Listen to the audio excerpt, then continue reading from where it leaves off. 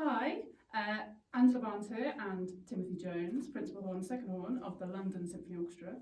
We've been asked to talk to you a bit about anything we would like, and we decided what might be helpful would be if we gave you an idea of what our top 5, hopefully, but we might not be able to count, top 5 things we find ourselves saying in lessons to students.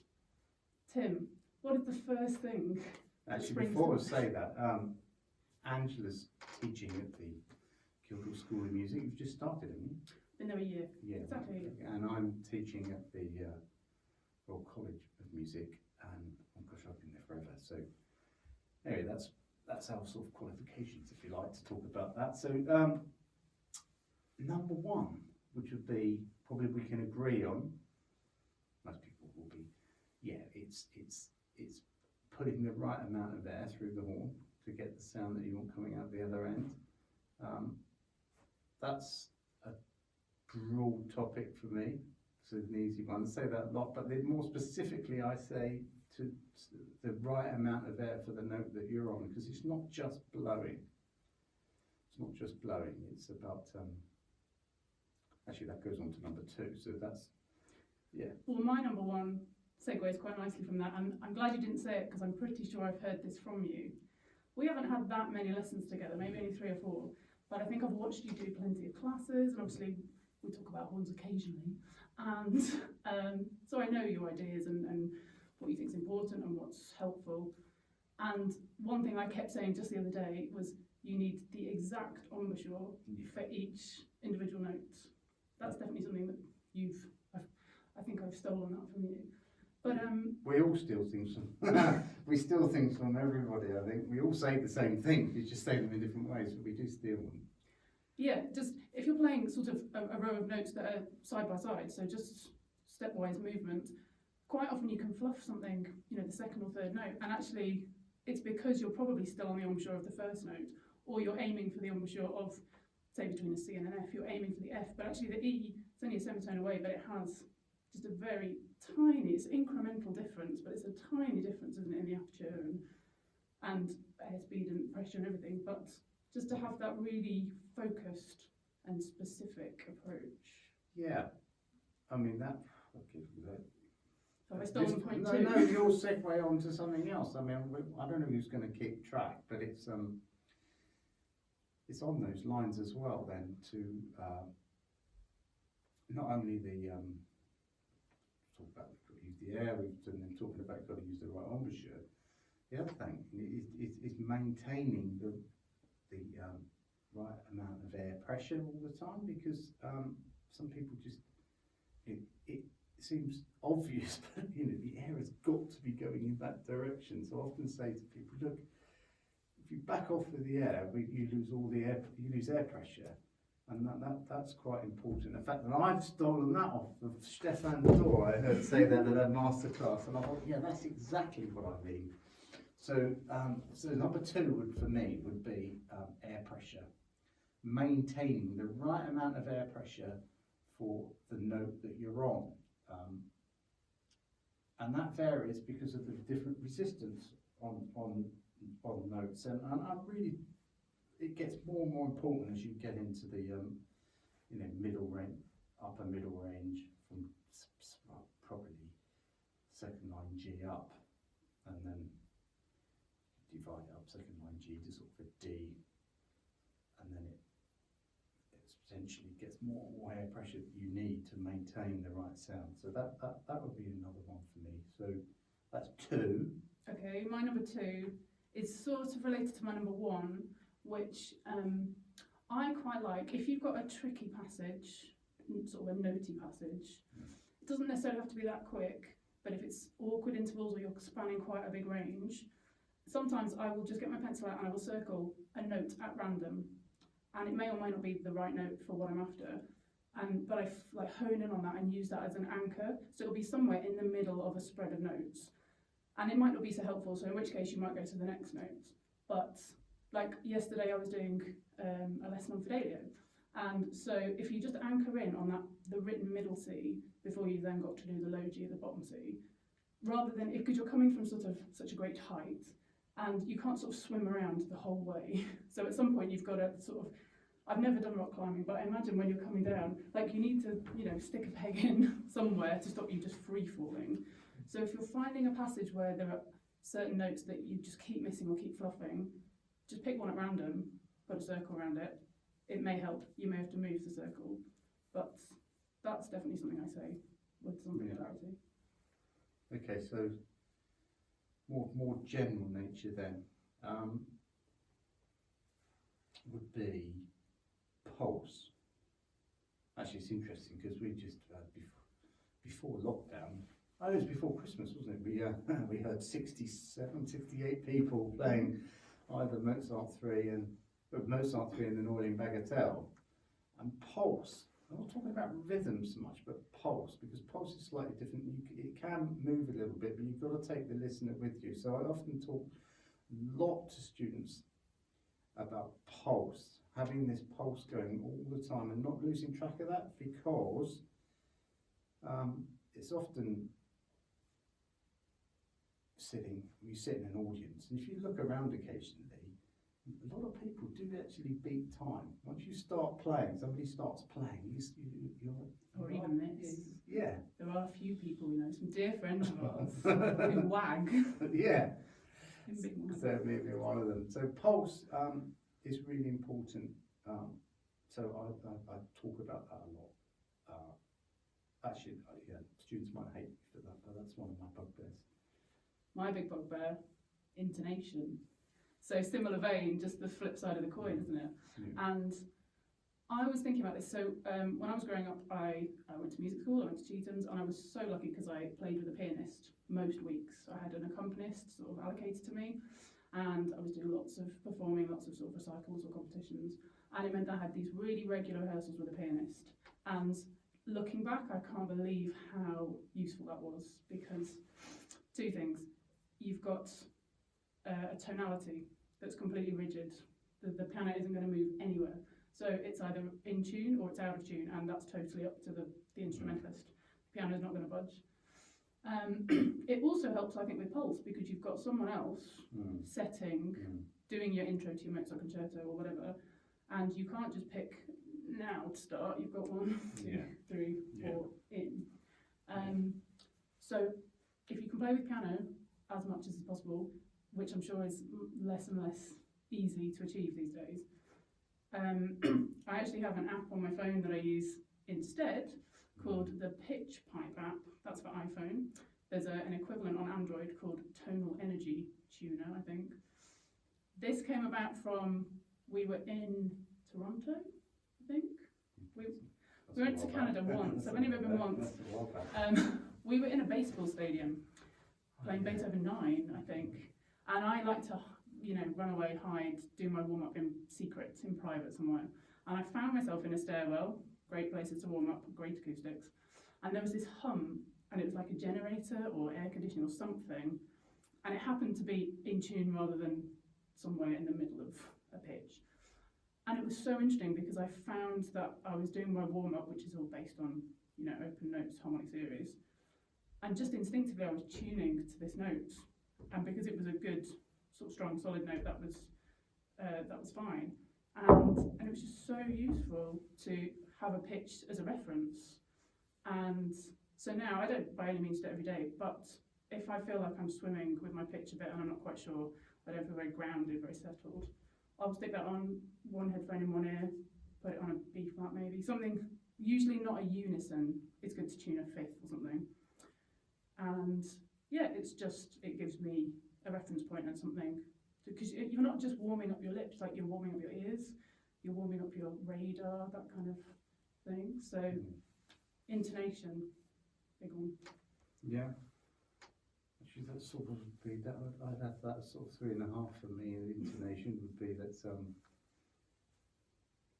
don't have specific things to do with that, but it is very hard to listen to people who's. I'm not talking about. For me, the intonation is easy to fix if it's consistently sharp or consistently flat, or a lot of us have, you know, there's often one note or two notes on the horn which we know where they're going to be, but it's when people are playing let's take the most out of tune note, commonly out of tune note, fourth line D, which everybody struggles with. But you hear somebody and you think, well, we tends to be sharp, but then if somebody plays 4 or 5 of them, they're all completely different. That's the sort of intonation that really drives me nuts. So that's one.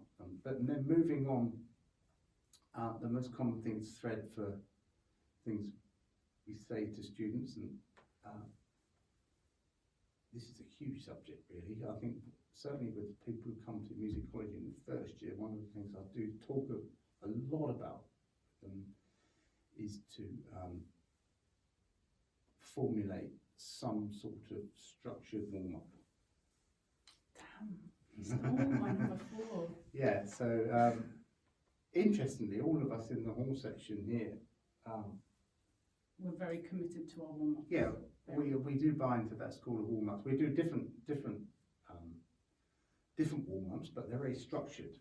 So working out a warm-up, that's a big thing. That's probably 2 or 3 questions there, because it takes a long while to work out a warm-up for a student. But I'm a huge believer in having a proper warm-up. Ditto, 100%. Happens to be 23 minutes. Do the same thing every day, several times a day for about 20 years now. But I guess adding into the warm-up idea, like Tim says, we do all very, well, we don't all do very different things. A lot of us do a Jeff Bryant warm-up, but amongst the profession and players in general, there's a huge variety in how we feel best able to warm up. If you can try and incorporate some of your kind of basic technical issues, even, like I know mine, once I feel like I'm warmed up and I've done my sort of flexibilities and my slurring and sliding around the instrument, I will start doing some puffs, like breath attacks, and then I'll add in the tongue and do legato tonguing, and then I'll do more sort of articulated tonguing, and then really short notes, and then I might go on to lip trills, and in the space of 2 or 3 minutes, you've covered just a few corners. And if you do that every day, or if you do that 2 or 3 times a day, suddenly they become less scary, because you're like, well, I've done that already. I did that at 9:30 this morning. And where will I go from that? Recently I've been talking about range, and if you're struggling either in the lower end of the instrument or the higher end, I feel really strongly that like you have to use it. If you don't use it, you lose it. So if you're worried about the low register and so you never go near it, then it's never going to get better. And so certainly my warm-up starts off fairly low, sort of middle C downwards, hence why I'm fairly happy in that range, because I'm there every day, several times a day. Now, if obviously you don't want to sort of try and land on something that you don't like, but just try and extend it by a semitone. If you're happy going down to a low G, sit on a low G for a bit and just slide down to the lower sharp, sit on it, just play long notes on it, coming from a note you're comfortable on, maybe middle C if you've got to go down chromatically, sit on it, try and articulate down there at different volumes, different sort of styles of articulation. Same going up. Don't suddenly try and sort of spank out top C. You know, find it from the C above. Go up to the F if you're comfortable on the F. Go to the F sharp. Or else approach it from, say, an arpeggio. Because what you don't want to do is be landing on an embouchure that's false and not a kind of healthy embouchure. If you come from, say, a middle C and go up C major, up to E, up to G, but on that embouchure, so you know it's got a decent foundation, and then you sit on that top G for a bit, you'll just gradually, the more time you spend there, I think, in theory, the more comfortable you should feel. Yeah. Yeah? That's a very good way of putting it. And actually then, just another angle on it, actually, we're predominantly teaching people who have aspirations to go into the music profession. So just further on the warm-up for that, one of the reasons I'm also so keen to get people to do proper warm-ups, because when you become a professional player, sometimes it can be like weeks on end. You actually don't get a lot of time to really do some practice. So the warm-up is the only time you're really focusing on the fundamentals of horn playing, and because the rest of the time you're slogging away playing whatever you're playing. Well, that's what I find, and that's why it's been so useful to get the warm up. And then to reiterate, that's a Jeff Bryant saying that, is if you don't use it, you'll lose it. Well, Jeff said that a lot, but it is. Not consciously, but It's thank you, Jeff. the avoidance. Well, we all do it. It's the avoidance of playing the bits or practicing the bits that we can't do. Mhm. We can't play, which actually then neatly brings on to my final one, which we all hate, and people hate it, but it's got to become your friend. Is the metronome. The metronome has got to become your friend, and we avoid it. We avoid it because it doesn't lie to us. And we all, I play around with it and sometimes don't use it when I should be using it, but really the metronome is there it can be your friend, and and we avoid it at our peril using the metronome. So I often say to students, okay, tell you what, here's the tempo, let's not talk about it this week, go away with the metronome, come back and then we'll talk about it. Yeah. So that's And it's useful even before you've played a note, because the metronome, a bit like with the pianist, it sets a framework and it sets a tempo, and you've got to come in then. Yeah. And certainly if you're going to be playing in an ensemble, only really as a soloist will you ever have the luxury of deciding when you're going to play, and you might put it a bit later. And even then, ideally you would fit into the framework of what else is going on around you, but you have the license maybe to have a bit more freedom. But any other ensemble playing, if you can't come in on that E like that, in the way you wish to and intend to, then that's going to really hold you back. So it's helpful for that, but then it's helpful for, I arrogantly think I've got quite good rhythm, and then during lockdown, I don't know, maybe I was doing different types of practice, and I put a metronome on something, and I realised, gosh, I've been really, I was surprised. So always worth it. And I feel like actually this pitch wipeout, the tonal energy thing, it's almost like the intonation version of the metronome. It's just a reference point. So those sort of go hand in hand, for sure. That's 5. Well, is that right? My final one is very, very general, but I would just say, if I was advising you to sort out any particular element of your playing, it would be your quiet playing. Nobody gets a job, I think, on how well they play loudly, unless they've got the quiet absolutely nailed. The quiet job will get you a job, or lose you a job, or lose you opportunities, or win you opportunities, and it's where you could feel most uncomfortable if everyone around you is just died down to nothing and you can't securely play something. I'm not talking about everything at every end of the instrument, but your mainstay of where you're trying to play, you need to be able to, and sort of quiet entries and holding long quiet notes, playing quiet melodies, that would be my number one. Forget about all the shafting and all the glory. That's great fun, but it's, I don't know, that's my view. Yeah. And then we'll have a bonus item then, and I'm going to decide the bonus item.